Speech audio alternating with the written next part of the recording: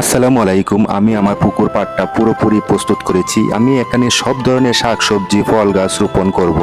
আমার এটা করার কারণ হলো আমরা বাজার থেকে যা কিনে নিয়ে আসি তাতে 100% কীটনাশক এবং সার প্রয়োগ করা থাকে, যা আমাদের শরীরের জন্য ক্ষতিকারক। তাই আমি চেষ্টা করছি নিজে কিছু উৎপাদন করার জন্য। আমি এখানে প্রায় সব ধরনের গাছ উৎপাদন করব। তাই আমি আজ কিছু বেগুন গাছ, টমেটো, কাঁচামরিচ গাছ নিয়ে আসলাম। 2টা কলা গাছও লাগিয়েছি।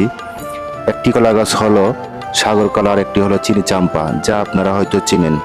কলার মাঝে কোনো রকম কীটনাশক এবং সার প্রয়োগ করা হয় না, যার মাঝে সঠিক পুষ্টি এবং ভিটামিনটা পাবেন।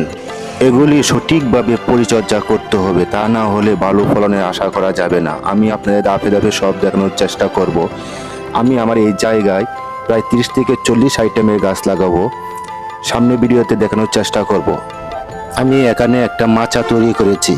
এখানে কি শীতলাও ভালো হবে নাকি কুমড়া, অবশ্যই আমাকে কমেন্টে জানান। যদি এরকম শাকসবজি চাষ করতে চান অবশ্যই সকাল এবং বিকালবেলা পানি দিতে হবে। আপনারা আমার জন্য দোয়া করবেন। আসসালামু আলাইকুম।